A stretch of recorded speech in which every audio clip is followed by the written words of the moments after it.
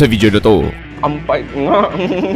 Wow. kakain tayo ng 15 na pinakamurang street food dito sa Marawi City. Dahan ng roti na 30 pesos lang. Ate, assalamualaikum. I'm on a mission to find some super cheap street food dito sa MSU Marawi, dito sa Lanao del Sur. Kakain tayo ng mga mura. Mura ng presyuhan nila. 15 pesos, 10 piso, 20 pesos may mabibili ka ng ulam. Pang estudyante talaga. Kakaiba, Gawa sa Qatar.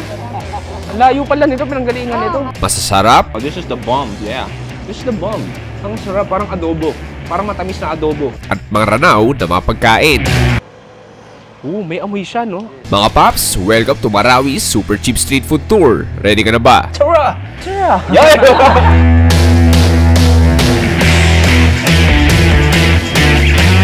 Ngayong araw, nandito pa rin tayo sa Islamic City of Marawi upang hanapin ang mga masasarap na pagkain ng mga Maranao. But today, nandito tayo sa MSU Marawi Campus. This is MSU Marawi, or Mindanao State University Main Campus. It is the first state university in the southern part of the Philippines in Mindanao. At papsa, itong MSU Marawi ay mayahambing mo sa UP Diliman dahil ang MSU ay may sakop na barangay kaya naman napakalaki nito at residential area din. And today, I'm on a mission to find some super cheap street food as much as I can. Boom pare, unang location natin para sa ating Marawi Super Cheap Street Food. Meron tayo dito parang karinderya. Actually, mga estudyante daw sa MSU, dito kumakain, dito bumibili ng ulam. So makikita mo, sobrang daming putahe ka makikita. So may mga piyaparan, may mga iba't ibang gulay, may iba-ibang pritong isda. Pero pinakatumatako ng attention ko, meron tayo dito, hindi ko alam kung ano yun. Saan ano to? Gulay? Curry ba yan? Okra, ito?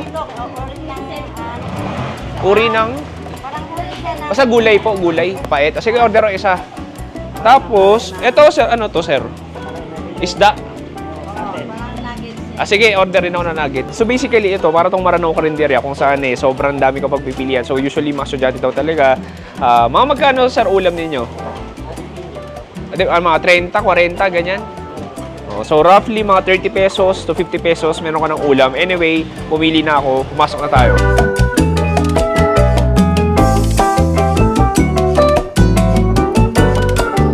Okay pare, it's time. Tumikim na tayo. Ito meron tayo dito. Tikman muna natin tong fish nugget. So gawa ito sa bakas. So ipakita ko sa inyo. So para lang siyang maliit na hakipak. Look at that, all of that oil. Sige, tikman natin. Cheers. Oh, nice. Parang kumakain ng falafel. Not too salty. Lasang-lasa ko yung bakas. Oo. No, very, parang tong fishy burger patty. Parang ganun. Oh, nice. Naintindihan ko to. Masarap to na may palapa. Masarap to na may kanin. Oh, nice. Kuha natin tong langka na parang piyaparan. So, kuha tayo dito. Cheers. Okay. Parang siyang chicken piyaparan. Pero ito, gamit mo lang langka. Langka may katamisan. Medyo juicy din siya.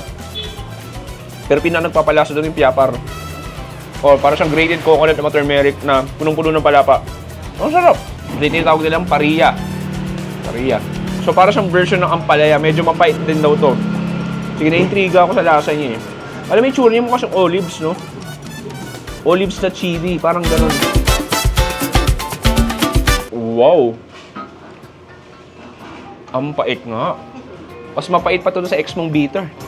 Wow, ang pait. Si mami natatawa. Sabi ko siya, mapait yan eh. Ang pait nga. Wow. Mapait pa to sa ampalaya. Ang pait, grabe. Pero, buti na lang meron ng piyapar. Kasi kung wala yun, sobrang pait niya talaga as in. Oh, wow. Pero yung nagpapalasa yung grated coconut, yung turmeric, yung palapa. Patatanungin mo ako, hindi siya para sa akin. Mag-i-stick na lang ako sa nuggets natin. Anyway, ang ganda dito, mura ng presyuhan nila. 15 pesos, 10 piso, 20 pesos may mabibili ka ng ulam. Pang estudyante talaga. Sobrang dami pa rin ng iba't ibang klaseng ulam. Anyway, Pops, unang food trip pa lang to. Proceed tayo sa next food trip natin dito sa Marawi.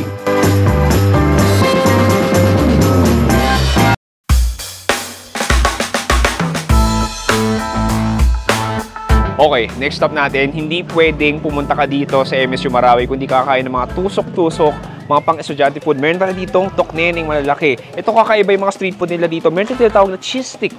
So para siyang lumpia. Meron tayo dito, ito lumpia talaga. Ito, akala mo kikiam, pero dito, ang tawag dyan is tempura. Tama ba? Tempura tawag dyan. Tapos, sige, sir, paano order? Kuha lang ako isa. Tapos, ayan, so gagawin, kuha ka ng gusto mo. Tikim tayo ng, ito, kuha tayo ng cheese stick. Kuha tayo dito ng lumpia. Kuha tayo dito, ang lalaki ng tempura nila dito. Tempura. Kuha din tayo tinatawag na fish ball. Fish ball, pero mukha siyang cylinder. So, fish cylinder. Kuha tayo dito, ang corny ko doon. And dito naman sa section na to, meron tayong malaking tub ng iba't ibang sauces. So, meron tayo ditong suka, meron tayo ditong hot and spicy sauce. So, kuha tayo. Lagyan natin.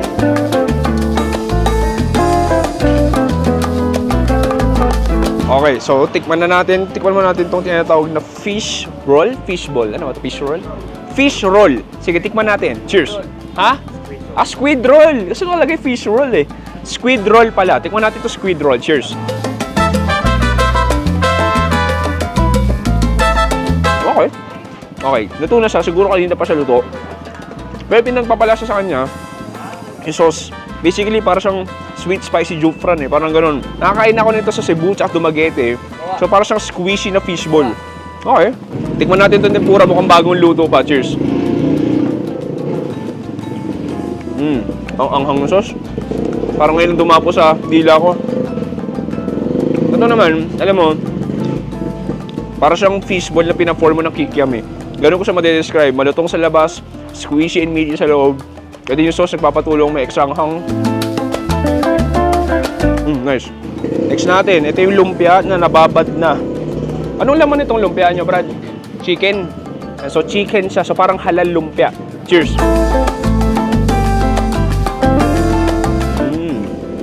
Ito masarap. Masarap yung lumpia nila. Parang may sweet chicken meat. Hindi yung labas niya, hindi malutong eh. Moron parang soggy na siya. Ano tatanong masarap? Masarap. Next, last natin. Ito yung tinatawag na cheese stick. Mukha siya band paper pero cheese stick siya. Tikman natin. Unipis. Wow. Purong sauce talaga yun. Parang kumakain ng papel. Kasi yung loob niya parang may flat cheese. Okay. Alam mo, nakakatuwa lang dito. Basically, para sa Manila lang din yung mga iba't ibang pritong pagkain.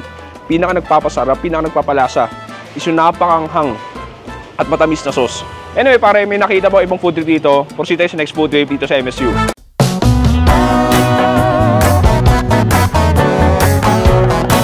Boom, pare, next food trip natin. Alam mo, kahit saan ka pumunta sa Pilipinas, meron talagang sikat na Kanto-style fried chicken. At dito sa Junaids ko, sabi ni Fahad, halika dito, nandito ka na rin. Kasama natin si kapatid natin si Fahad.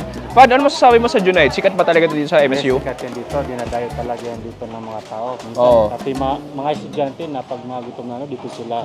Kasi sabi mo, medyo mura. Yes. Magkano nga ba dito? 35 ang isang. 35 pesos mo. Parang sa Manila lang din. Ay, wait lang ha. Baka nagtataka naka-jacket kami ni Fahad. Dito kasi sa Marawi, may kalamigan, no? Yes. Normal yan. Parang little Baguio, little Tagaytay ito. Hindi nila alam yan. Anyway, sige, order tayo. Fahad, thank you ha. Sir, order ako isang legs. So, makikita mo, pwede ka mamili kung anong part na gusto mo. Sige, kahit anong kuya, ikaw na bahala. Legs. Yan. Magkano yan? 35 lang, pare. 35. Ito na, yung ating magical 35 pesos Kanto-style fried chicken. Halal din to, tama? Halal. Tikman natin. Cheers! Parang commercial yung Jollibee, pero hindi. Ito'y Junaids ko. Pops, una sa lahat. Medyo may kalamigan na siya, hindi siya malutong, pero bawing-bawi sa lasa. Oo, na-imagine ko no. Na-imagine ko kumakain ko nito kapart ng turmeric rice, may konting palapa. Ay, ang sarap nun. Pero yung loob niya, well-seasoned. Medyo juicy pa siya kahit malamig na. Parang ito nga yung masarap with gravy, with suka pwede rin. Sigurado, estudyante ako, pupunta ako dito para pumila at kumain ng fried chicken. Anyway, Paps, hanap pa tayo ng next food trip dito sa MSU.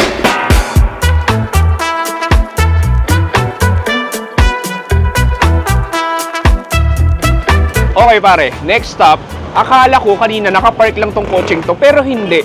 Dahil pagdating ko sa likod, meron palang isa ditong tindahan ng roti na 30 pesos lang. Ate, assalamualaikum! Magkano isa 30 lang? Anong klaseng roti yan? Anong flavor? Chicken. Chicken yung loob. Si ate order ako isa. And so, makikita mo, parang ano lang minivan lang talaga siya. Ayun, nakalagay 30 pesos. So makita mo na sa parang styrofoam siya para mainit.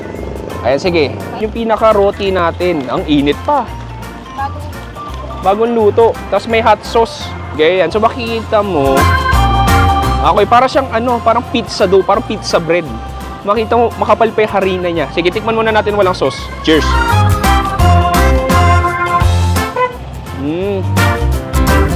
Okay. Parang chicken mayo. Alam mo yung tuna mayo? Parang ganun pero ito chicken meat. Okay. Basic lang din. Makikita mo, mayonnaise, parang may green chili, may luyaw na lasahan. And then yung chicken strips nandun. And then, nagpapabusog sa'yo is yung napakakapal na roti. Parang tinapay na, parang pizza nga rin. Kaya natin lagyan with sauce.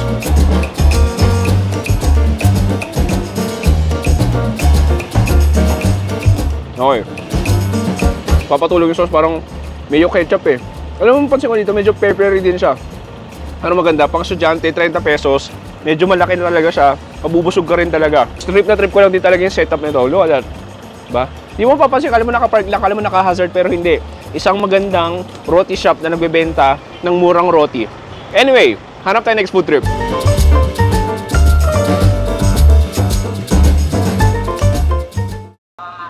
Tapay? Order ako. Ay, nakabote na? Ay, Assalamualaikum, kuya. Ano yung tapay? Order ako isa. Gawa, luto na? Ayun, gawa na, luto na? Sige, pwede, isa. Kanin pala siya. Akala ko iniinom, hindi pala. Mas gusto ko to yung sa dahon. Magkano yun sa dahon? 10 lang. Isa lang, pero okay na tong 50. Okay na yan, isa lang. Saan gawa to? Kasaba? Kasaba? Gawa sa Qatar? Ang layo pala nito, pinanggalingan nito. Ayan. So basa-basa siya, no, kasi? Kasi hinog na. So kasaba po to. Ayan, so makikita mo, Paps, grabe, on the roll tayo. Nakita ko lang, naririnig ko yung... Ate, matanong ko lang, yung naririnig ko kaninong boses yun? Sabi niya eh, kaya ang ganda eh. Pili ko nakikinig ako ng musika. Ayan, so makikita mo, so yung tapay, parang kakanin pala siya. May amoy siya, no? Amoy wine. Parang wine, oo. Medyo, may parang strong smell siya. Sige, kuha tayo. Okay, texture niya parang cheese. Sige, tikman natin. Wow. Oh, nice. Oh, hindi ba nice? Hindi ko din alam. Nagugula ako sa lasa niya. Feel ko kumakain ng langka. O papuntang durian. Texture nga niya parang durian eh, malambot. Medyo stringy, medyo creamy. Actually creamy siya. May nalasahan akong parang wine taste o fruity taste. Okay. Fermented ba to? Fermented. Kaya pala, okay. Fermented pala siya, kaya parang ganyan yung lasa niya. Okay, nagulat ako doon. Pero nagigets ko ba't gusto ng tao. Feel ko ito yung tipong flavor na kailangan mo makasanayan, na kailangan mo kalakihan. Pero nagigets ko very unique yung flavor niya, very bold, very rich. Matapang talaga siya. Parang kumakain ng langka. Parang ganyan feeling, pero kasaba to, no? Kasaba siya. Anyway, I mean, I respect the food, I respect the culture, pero sa ngayon, it's not for me. Pero nagigets ko bakit ito masarap para sa iba. Anyway, Pops, proceed tayo next food trip.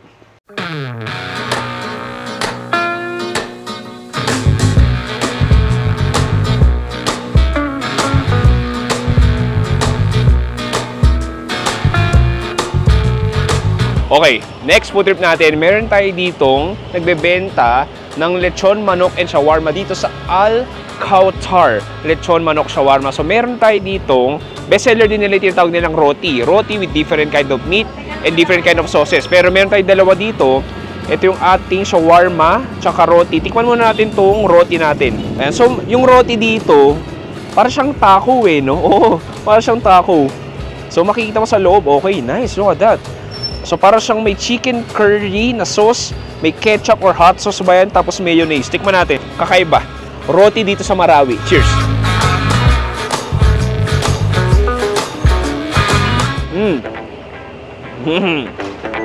Okay, it's so unique. Yung roti niya parang relish eh. Parang pickled relish, may konting asim. May konting curry flavor, pero nangingibabaw yung mayonnaise sa ketchup. And then, yung roti natin, alam mo, parang siyang pizza dough. Parang shawarma, ano rin eh, shawarma bread eh, makapal.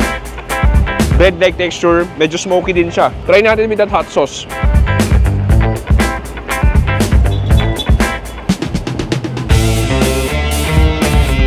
Mas bagay. Enhance niya yung flavor.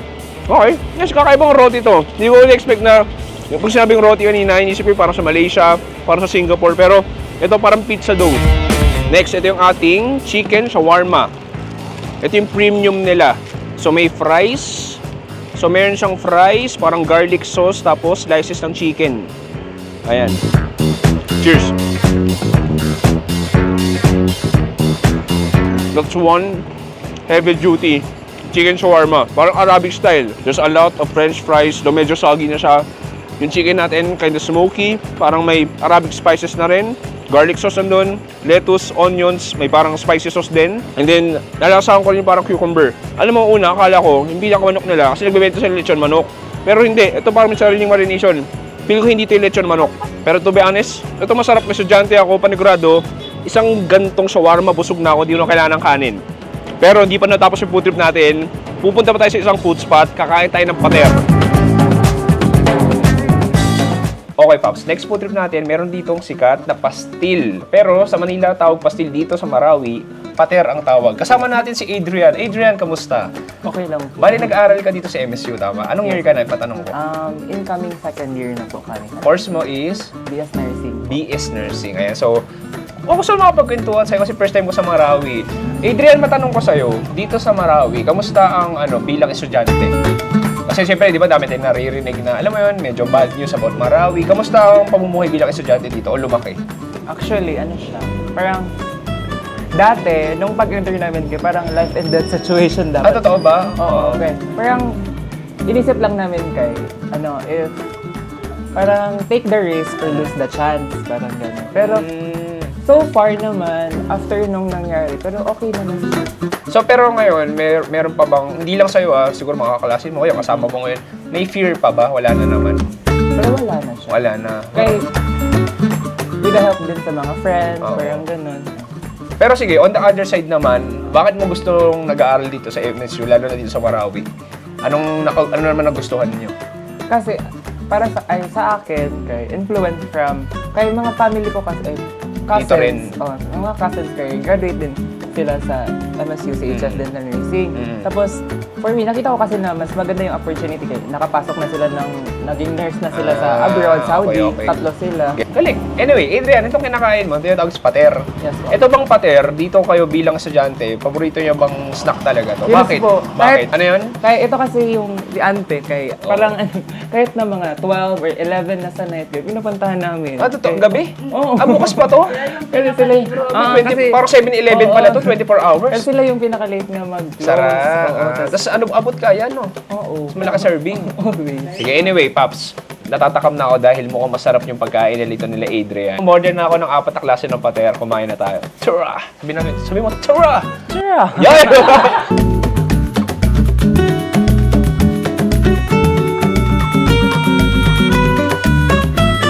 Okay, pare, last food trip natin dito sa MSU Marawi. Paps, tapusin natin most requested to sa comment section. Pare, kumain ka daw ng pater sa MSU Marawi dahil sobrang dami daw doon. Pero dito daw sa Kadjas Pater, sabi nga nila Adrian, baka tropa niya, hanggang alas 12, hanggang madaling araw bukas to. At hindi lang yun, marami daw yung serving. And I think I agree, for 35 pesos, look at this. Unahin muna natin itong kanyang tuna express or tuna pater. Sige, merong turmeric rice yan sa ilalim. Kuha tayo. Okay.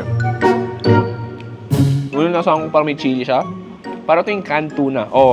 Feel ko canned tuna siya na medyo ginisa mo ng konti. Nilagyan mo ng mayonnaise, nilagyan mo ng chilies. Nice. Next natin. Ito yung ating beef tapa. Tama. Ito yung beef tapa natin. Kuha tayo dito. Kuha tayo ng konting kanin. Masarap yung tapa. Parang yung classic Filipino tapa, matamis. Medyo parang cured siya. Sa same time, parang mabawang. Ano yung karne natin? pa rin natin. Parang tosino na rin eh. Alam mo yung matamis-tamis talaga. Parang nagka-caramelize na siya. Nagigits ko. Kung estudyante ako, panagado kakain niyo ako dito. Dahil marami yung serving nila. Meron tayo dito pater na beef rendang. So, kuha tayo dito. So, naman, parang mas saucy siya. Cheers. Okay.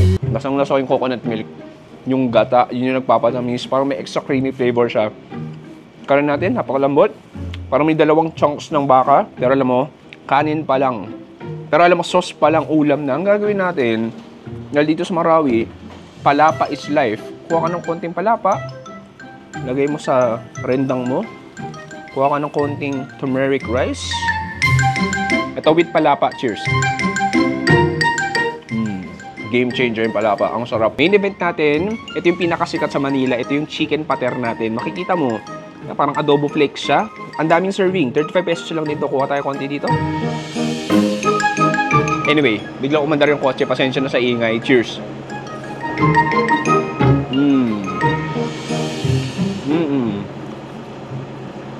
No, this is the bomb. Yeah. This is the bomb. Ang sarap. Parang adobo. Parang matamis na adobo. Mabawang, masibuyas. Panigurado may toyo yun, tapos may asukal. Oh, nice. Ang sarap nun. Kuha ka ng palapa.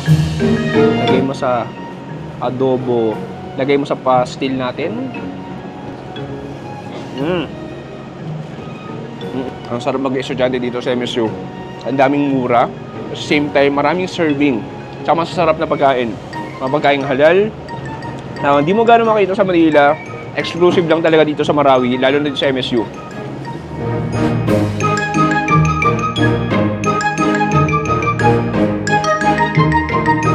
Okay pare, dito nagtatapos ang ating ultimate super cheap street food tour dito sa MSU Marawi, dito sa Lanao del Sur, Pops. Sobrang mura ng mga pagkain dito, masasarap pa. Lahat ng yon ginastos natin ay 402 pesos lang, di ba, Pops? Pang estudyante talaga, murang-mura, higit sa lahat. Kakaiba sa Manila, wala ka ganong makikitang ganun, lalo yung mga pater, solid yung pater, yung iba't ibang maranaw ulam sa karinderya. Anyway, kung pupunta kayo ng Marawi, it's a must try na bumisita sa MSU. Sobrang daming pwede pagpilian, sobrang daming murang pagkain. Ako si Chewy, dito sa MSU Marawi, nagsabing stay safe, good night, and goodbye! Bang! Bang! Bang! Bang!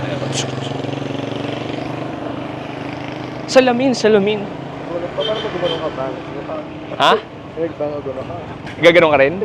Sige, try natin. Rolling pa ba? Oo. Bang! Oh, lalit ka eh.